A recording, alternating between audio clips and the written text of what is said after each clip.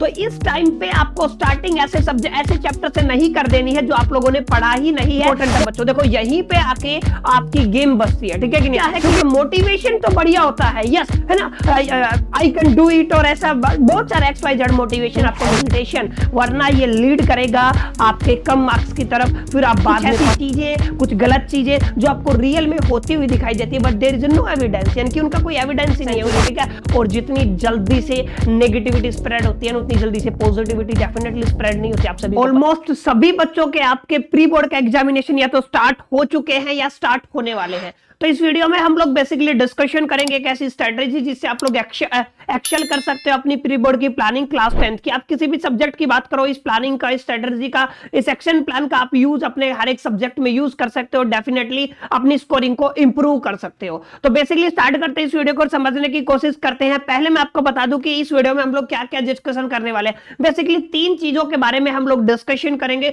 जो मेजरली एक ऐसी स्ट्रेटेजी है जिससे आपकी जो प्री बोर्ड की प्लानिंग है वो एक्शन हो सकती है, इनहांस हो सकती है, एक्सेलरेट हो सकती है। तो पहला जो टॉपिक हम लोग डिस्कशन करेंगे वो यही है कि हाउ टू स्टार्ट, मतलब कैसे आप लोग स्टार्ट कर सकते हो अपनी प्रिपरेशन को। क्योंकि प्री बोर्ड और हमें ये जो प्रिपरेशन आपके बोर्ड के लिहाज से भी करनी है, बोर्ड के प्रोस्पेक्टिव से भी करनी है, as well as pre board को भी ध्यान में रख के हमें अपनी प्रिपरेशन को कंप्लीट करना है। तो हम फर्स्टली देखेंगे कि कैसे हमें स्टार्टिंग करनी है अपनी प्रिपरेशन की, दोनों प्रोस्पेक्टिव से। सेकंड जो चीज बच्चों हम लोग यहाँ पर डिस्कशन करेंगे वो करेंगे कि रिवीजन कैसे करना है। स्टडी आप लोग कर लेते हो, स्टार्टिंग आप लोग कर लेते हो, खत्म होने में सारी चीजें दिक्कत करती है। तो कैसे आप लोग बराबर तरीके से रिवाइज कर सकते हो चीजों को, ये एक बड़ा फैक्टर है, ये एक बड़ा मुद्दा है, ये बड़ा एक टॉपिक है, बहुत सेंसिटिव टॉपिक है। इसके बारे में हम इन डेप्थ में इस वीडियो में डिस्कशन करेंगे। एंड लास्टली हम लोग देखेंगे कि किस तरीके से फियर को आप लोग मैनेजमेंट कर सकते हो। फियर मतलब एक ऐसा डर जो आपके माइंड में, आपके दिलो दिमाग में बैठा रहता है। जैसे जैसे आपके प्री बोर्ड आपके पास आते हैं, जैसे जैसे आपके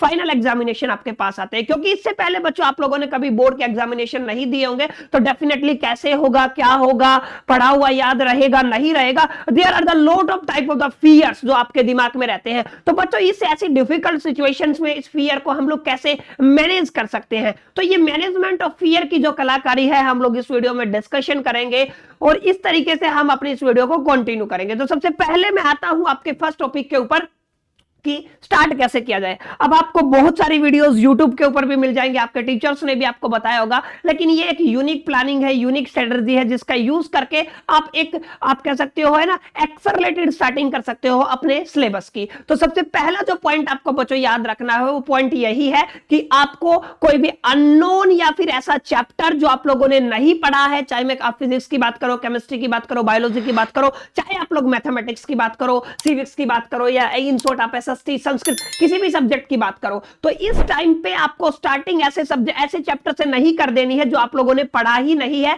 या फिर अननोन है, जिसको आप लोगों ने टच नहीं किया है। अगर आप लोग ऐसे चैप्टर को टच करते हो तो डेफिनेटली आपकी आने वाली जो प्लानिंग है वो बिल्कुल ही डिस्टर्ब हो जाती है, आपका कॉन्फिडेंस लेवल हिल जाता है और आपका खुद से ट्रस्ट, जिसको आप लोग सेल्फ स्टीम बोलते हो, वो खत्म हो जाता है। सिर्फ एक गलती, वो गलती क्या है कि हम गलती से कुछ ऐसे चैप्टर को उठा लेते हैं इनिशियल डेज में जो हम लोगों ने पढ़े ही नहीं। हमारे दिमाग में क्या चलता है, जनरली हर बच्चे के दिमाग में यही चलता है कि यार जो चैप्टर मेरे को नहीं है, जो आता है उसको छोड़ो, जो नहीं आता हम उसकी प्रिपरेशन करते हैं, और यहीं पे बस आके आप गलती कर देते हो और यहीं पे आपका डाउनफॉल स्टार्ट हो जाता है। तो जो फर्स्ट प्लान है जिस पे आपको इंप्लीमेंट करना है बच्चों, वो क्या है कि do not touch any new chapter, unknown chapter. किसी भी ऐसे चैप्टर को, हर सब्जेक्ट की मैं बात कर रहा हूं, टच नहीं करना है जो आपके लिए बच्चों क्या है, अननोन है, या फिर जिसको आप लोगों ने नहीं पढ़ा है आज तक, उसको टच नहीं करना है। इसका मतलब फिर किसको टच करना है, वेल नोन, जो आपको बहुत अच्छे से जो चैप्टर आते हैं ना, आपको उन चैप्टर से अपनी स्टार्टिंग करनी है। अब जैसे ही आप लोग अच्छे से आने वाले चैप्टर के साथ अपनी स्टार्टिंग करोगे तो आपका कॉन्फिडेंस लेवल इंक्रीज होगा, क्लियर,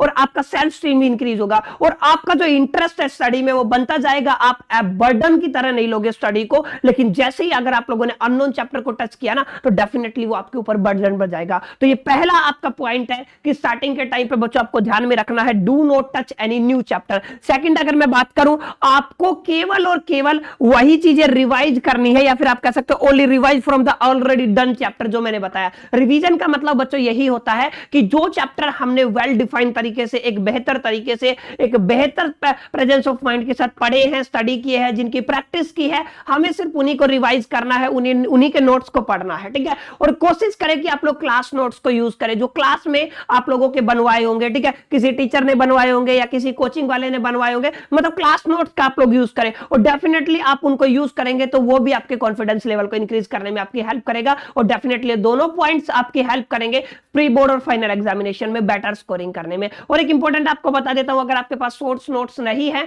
तो आप लोग डेफिनेटली वन शॉट वीडियोस देख सकते हो। मेरे ही चैनल पे आपको प्लेलिस्ट में जाके फिजिक्स, केमिस्ट्री, बायोलॉजी, मैथमेटिक्स सबके लिए अलग अलग प्लेलिस्ट मिल जाएगी, जहां पे मैंने 40 से 45 मिनट में हर एक चैप्टर को लेस देन 1 आवर में आपको इन डेप्थ एक एक टॉपिक के साथ समझाया है। तो डेफिनेटली आप जा सकते हैं, लिंक डिस्क्रिप्शन में, और वहां से एक एक टॉपिक को अपने को प्रिपेयर कर सकते हैं। तो उम्मीद करता हूं क्लास दोनों पॉइंट्स आपको क्लियर हो गए होंगे।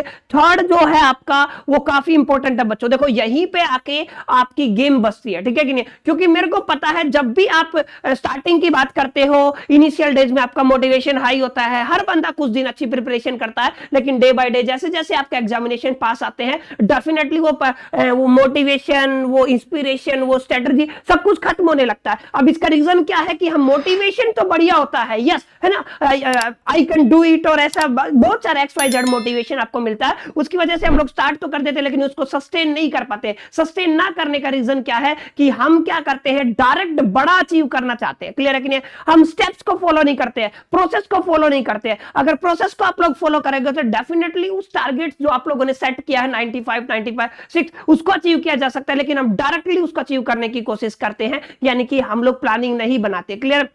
तो हमारे पास जो टाइम बचा हुआ है, हमारे पास 2 महीने ऑलमोस्ट बचे हुए, 60 डेज की प्लानिंग आपको करनी है। और जो प्लानिंग आप लोगों ने मंथली की, फिर आपका वीकली प्लानिंग होता है, और फिर बच्चों आपका होता है डे बाय डे की, यस एक दिन में मेरे को ये वाले टॉपिक्स पढ़ने हैं, ये वाला चैप्टर कंप्लीट करना है, ये क्वेश्चन आंसर याद करने हैं, यानी कि हर एक पॉइंट के लिए बच्चों आपको अपनी एक प्लानिंग बनानी होती है, डे बाय डे प्लानिंग। और जो लोग डे बाय डे प्लानिंग बनाते हैं उनकी ये हैबिट्स बन जाती है। और मैं हमेशा बोलता हूं, किसी भी फील्ड की आप लोग बात कर लो, एक सक्सेसफुल और एक हाईली अनसक्सेसफुल पर्सन के बीच में केवल एक ही चीज का डिफरेंस होता है, वो होता है आपके हैबिट्स का। यानी कि आपको डे बाय डे अपनी प्लानिंग बनानी पड़ेगी। आज रात को सोने से पहले मेरे को कल क्या करना है ये पहले प्लान करके सोना पड़ेगा। अगर मैं सोच रहा हूं कल उठ के मैं प्लानिंग कर लूंगा तो डेफिनेटली ये लीड करता है एक अनसक्सेसफुल पर्सन की तरफ। किसी भी फील्ड की आप लोग बात करते हो, डेफिनेटली हम एजुकेशन सेक्टर की बात कर रहे हैं, तो आपके बेटर स्कोरिंग होने की बजाय आपको एक ऐसी हैबिट बन जाएगी जिसमें आप लोग चीजों को प्रोक्रेस्टिनेट करते चले जाओगे, टाल मटोल करते जाओगे, क्लियर है। तो 3 पॉइंट है बच्चों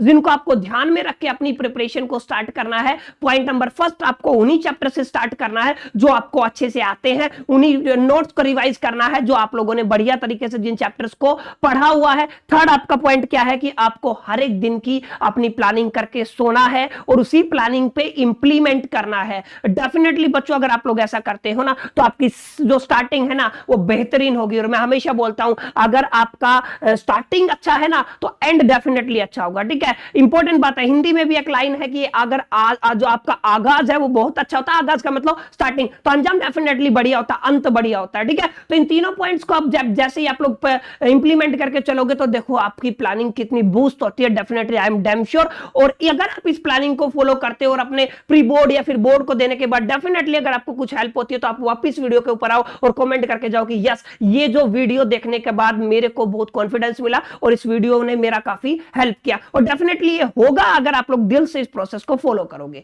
ये था आपका फर्स्ट पॉइंट जो आई होप कि क्लियर हो गया होगा कि कैसे आपको स्टार्टिंग करनी है, क्लियर। अब सेकंड जो मुद्दा बच्चों आपके सामने आता है वो आता है आपका हाउ टू रिवाइज, क्लियर है। अब रिवाइज करने के लिए मैं आपको दूंगा 4 पॉइंट्स, ठीक है। 4 पॉइंट्स आपको रिवाइज करने की बात है। अब मैं आपको एक क्लैरिटी आपको कर देता हूं बच्चों, रिवीजन का मतलब ये नहीं है कि दोबारा से चैप्टर को कंप्लीटली डिटेल में पढ़ना, नो।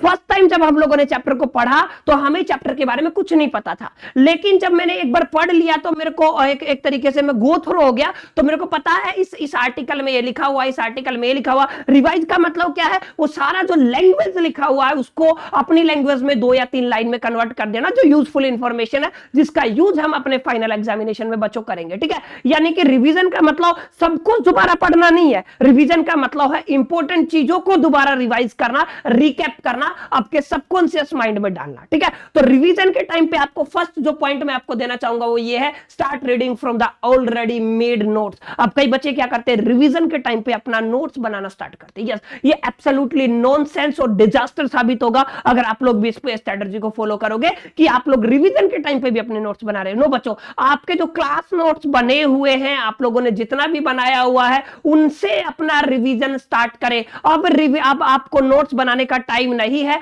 ये टाइम कंज्यूमिंग होगा, ना आप लोग प्रॉपर तरीके से नोट्स बना पाओगे और ना ही आपका सिलेबस पूरा होगा, कुछ आपके समझ में नहीं आएगा। तो मेक श्योर करके बच्चों आपको ध्यान में रखना है कि अब कोई भी रिटर्न वर्क को क्या करना, आपको अवॉइड करना है और जो भी प्रिपरेशन करनी है बच्चों वो आपको प्रिपरेशन करनी है अपने ऑलरेडी मेड नोट्स से, चाहे वो आपके कोचिंग के नोट्स हो, चाहे वो आप लोग क्लास के नोट्स बोल सकते हो, या फिर आप लोग बोल सकते हो किसी मेरे जैसे यूट्यूब पे टीचर से, किसी भी ऑनलाइन XYZ क्लासेस प्लेटफॉर्म से आप पढ़े हो तो डेफिनेटली उसके नोट्स को क्या कर सकते हो, फॉलो कर सकते हो। लेकिन आपको इस सिचुएशन में रिवीजन के टाइम पे बच्चों केवल ऑलरेडी मेड नोट्स से ही पढ़ना है। रिवीजन के लिए मैं आपको फर्स्ट टिप देता हूं। सेकंड जो टिप है वो आपको बड़ी इंपॉर्टेंट रहेगी, ठीक है, इसका यूज करके आप डेफिनेटली काफी बेनिफिट ले सकते हो। आपको प्रैक्टिस करना है जितने भी डायग्राम्स है, जैसे अगर बायोलॉजी की मैं बात करूं बच्चों, बायोलॉजी में डायग्राम एक इंपॉर्टेंट फैक्टर है, ठीक है। अगर मैं फिजिक्स की बात करता हूं तो वहां पे न्यूमेरिकल आपका एक इंपॉर्टेंट फैक्टर है, ठीक है। जैसे अगर मैं केमिस्ट्री की बात करता हूं तो क्वेश्चंस एंड आंसर्स काफी इंपॉर्टेंट है, ठीक है। अगर आप लोग थोड़ा ज्योग्राफी की तरफ जाते हो, हिस्ट्री की तरफ जाते हो तो वहां पे मैप्स काफी इंपॉर्टेंट है, ठीक है।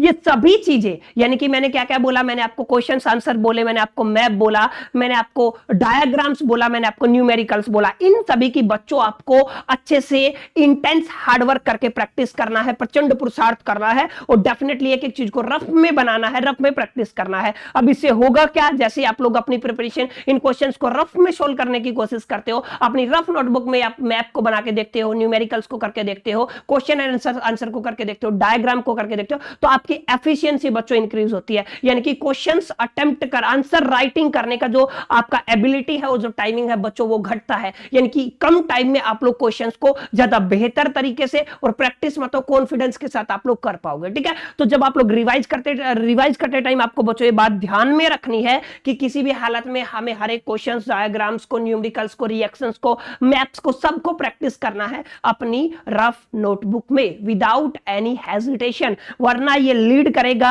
आपके कम मार्क्स की तरफ, फिर आप बाद में पछताओगे, डेफिनेटली फिर वो चीजें रिपीट नहीं होंगी, ठीक है। अब मेरी जो स्टेप नंबर 3 या फिर टिप नंबर 3 रिवीजन के लिए आपको रहेगी, आपको डेफिनेशन, स्टेटमेंट और प्रिंसिपल को कंठस्थ करना। जितने भी डेफिनेशंस आपके फिजिक्स में है, जितने भी डेफिनेशंस आपके केमिस्ट्री में है, जितने भी डेफिनेशंस बच्चों आपके बायोलॉजी में है, ठीक है, सभी, आप किसी भी सब्जेक्ट की बात करो, मैंने जस्ट रेफरेंस दिया है आपको, ठीक है। हर एक के जितने भी डेफिनेशंस, प्रिंसिपल्स और जो भी स्टेटमेंट है उन सबको आपको याद कर लेना है, ताकि क्योंकि उनसे डायरेक्ट क्वेश्चंस आपके आते हैं, ताकि आपको एक बेहतर रिजल्ट दिलाने में, बेहतर स्कोर करने में हेल्प कर सके। ये आपका रिवीजन का 3rd टिप था। एंड 4th टिप है, रीड करना है आपको repeatedly from the short notes. मतलब एक नोट्स भी दो तरीके के होते हैं बच्चों, एक शॉर्ट होते हैं, एक लॉन्ग नोट्स होते हैं, ठीक है। जब आप रिवीजन करते हो तो डेफिनेटली आपको शॉर्ट नोट्स को ही प्रेफरेंस देनी है, प्रायोरिटी देनी है, क्योंकि हम रिवीजन कर रहे हैं, हमें सब एक तरीके से चैप्टर के ओवरव्यू, गो थ्रू के बारे में हमें पता है, ठीक है।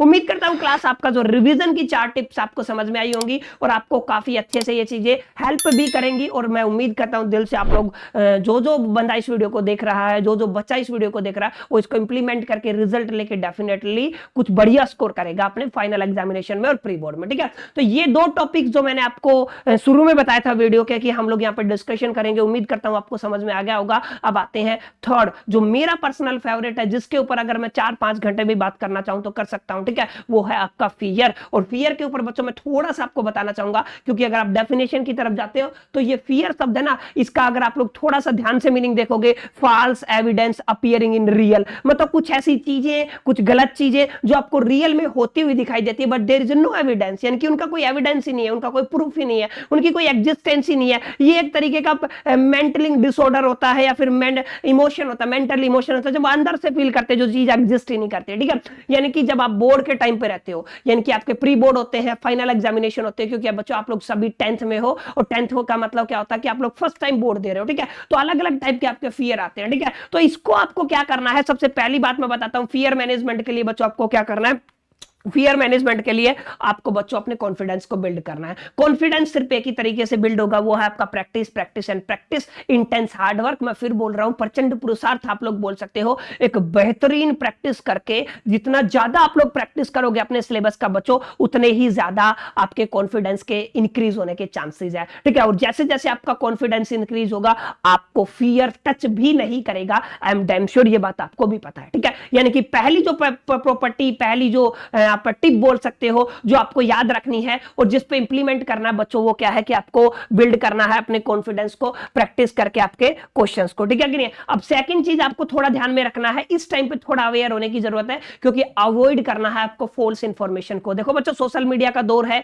सोशल मीडिया का जमाना है, we are living in the 21st century, ठीक है। और जितनी जल्दी से नेगेटिविटी स्प्रेड होती है ना, उतनी जल्दी से पॉजिटिविटी डेफिनेटली स्प्रेड नहीं होती, आप सभी को पता है, क्लियर है। और फॉल्स इंफॉर्मेशन जल्दी स्प्रेड होती है, क्योंकि हम लोग जी रहे हैं यूट्यूब और इंस्टाग्राम और फेसबुक की यूनिवर्सिटी की दुनिया में, ठीक है। और हम ज्यादातर उसी पे भरोसा करते हैं, ठीक है। तो बहुत सारे मिथ्स आपको आपके फाइनल एग्जामिनेशन या प्री बोर्ड को देख के मिलेंगे कि pre board definitely pre board के बेस पे ही आपको स्ट्रीम मिलेगा, स्कूल मिलेगा, व्हाटएवर जो भी आप लोग बोलते हो, ठीक है। ऐसा कुछ है नहीं, सभी स्कूलों में नहीं है, 1-8% में डेफिनेटली आप कंफर्म कर सकते हो अपने स्कूल से, ऐसा कुछ नहीं होता, ठीक है। जो भी फॉल्स इंफॉर्मेशन आपके सोशल मीडिया प्लेटफॉर्म पे या फिर आपके सर्कल में जो भी सर्कुलेट होती हैं बच्चों, आपको उनसे बच के रहना है। ये फियर मैनेजमेंट में आपका एक यूजफुल हथियार रहेगा, क्योंकि अगर आप लोगों ने फॉल्स इंफॉर्मेशन पे एक बार ट्रस्ट करना स्टार्ट कर दिया तो डेफिनेटली वो आपका डाउनफॉल का कारण बनेंगे, क्लियर। तो ये चीज आपको थोड़ा ध्यान में रखना है। थर्ड जो लास्ट आपका पॉइंट है इस वीडियो का, वो है बच्चों आपका प्रिपेयर योर माइंडसेट। माइंडसेट आपको प्रिपेयर करना,